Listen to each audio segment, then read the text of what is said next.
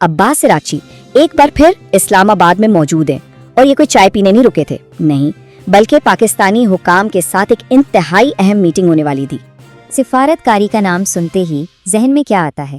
لمبی لمبی میٹنگز، پیچیدہ مذاکرات، ایک بہت ہی سست رفتار کام ہے نا؟ لیکن اگر یہی سفارت کاری اچانک سپر سونک جیٹ کی رفتار پکڑ لے تو، جب فیصلے گھنٹوں میں ہوں اور ایک پورا خطہ داؤ پر لگا ہو۔ آج ہم بات کریں گے ایک ایسے ہی 24 گھنٹے کے ایکشن سے بھرپور سفارتی مشن کی۔ اس پوری کہانی کا خلاصہ صرف ایک نمبر میں ہے، 24 گھنٹوں کے اندر ایک ہی سفارتکار کا ایک ہی دارالحکومت میں 2 بار آنا۔ سفارتی دنیا میں یہ کوئی عام بات نہیں بلکہ انتہائی غیر معمولی ہے۔ تو سوال یہ پیدا ہوتا ہے کہ آخر اتنی جلدی کیا تھی؟ تو چلیں اس کہانی کو کھولتے ہیں۔ ایک دورہ اور پھر فوراً ہی دوسرا، یہ کوئی اتفاقی ملاقاتیں ہرگز نہیں تھی، بلکہ یوں سمجھیں کہ ایک تیز رفتار اور نہایت سوچا سمجھا منصوبہ تھا، جس کا ہر قدم، ہر گھنٹہ اہمیت کا حامل تھا۔ ذرا تصور کرے، مسقط میں ایک ہائی پروفائل دورہ ابھی ختم ہی ہوا ہے، اور کچھ ہی گھنٹوں بعد وہی سفارتکار عباس عراقچی ایک بار پھر اسلام آباد میں موجود ہیں، اور یہ کوئی چائے پینے نہیں رکے تھے، نہیں بلکہ پاکستانی حکام کے ساتھ ایک انتہائی اہم میٹنگ ہونے والی تھی۔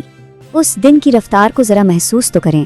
صبح کا آغاز ہوتا ہے مسقط عمان میں اہم مشاورت سے۔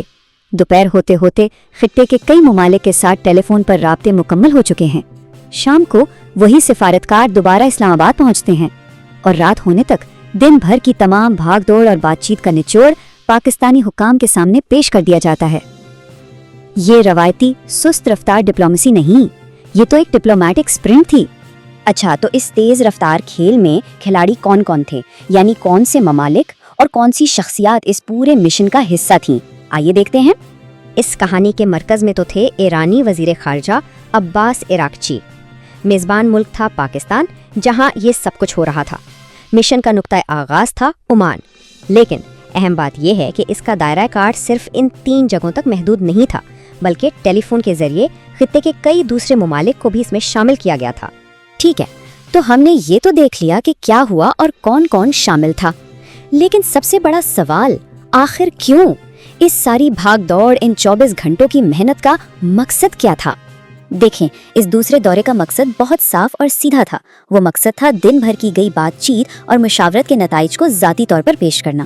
یہ کوئی ایسی معلومات نہیں تھی جو بس ایک ای میل یا فون کال پر بتا دی جاتی۔ اس کے لیے آمنے سامنے بیٹھنا ضروری تھا، جو خود اس کی اہمیت کو ظاہر کرتا ہے۔ اور یہ سب کس لیے ہو رہا تھا؟ اس کا حتمی مقصد ایک ہی جملے میں سامنے آتا ہے: جنگ کے مکمل خاتمے کے لیے علاقائی ہم آہنگی کا حصول۔ یہ ایک بہت طاقتور بیان ہے جو نہ صرف اس مشن کے مقصد کو واضح کرتا ہے بلکہ یہ بھی بتاتا ہے کہ وقت کتنا قیمتی تھا۔ تو یہ علاقائی ہم آہنگی ہے کیا چیز؟ سادہ لفظوں میں اس کا مطلب ہے کہ کسی بڑے اہم مسئلے پر خطے کے تمام ممالک ایک ہی صفحے پر آ جائیں، ان کے درمیان کوئی اختلاف نہ ہو اور سب کا موقف ایک ہو۔ تو اس پوری سفارتی حکمت عملی کو ہم 3 آسان حصوں میں سمجھ سکتے ہیں۔ پہلا قدم، خطے کے تمام اہم پارٹنرز کے ساتھ تیزی سے ٹیلی فون پر بات چیت کرنا۔ دوسرا قدم، ان تمام باتوں کا نچوڑ نکالنا، یعنی اہم نکات کو اکٹھا کرنا۔ اور پھر تیسرا اور سب سے اہم قدم، ان تمام نتائج کو لے کر ایک اہم اتحادی یعنی پاکستان کے پاس ذاتی طور پر پیش کرنا۔ ایک بہت ہی منظم اور سوچا سمجھا منصوبہ۔ تو اب آتے ہیں سب سے بڑے سوال پر۔ اس 24 گھنٹے کی کہانی کا اصل مطلب کیا ہے؟ جب سفارتکاری اتنی تیزی دکھاتی ہے تو یہ ہمیں بڑی تصویر کے بارے میں کیا اشارہ دیتی ہے؟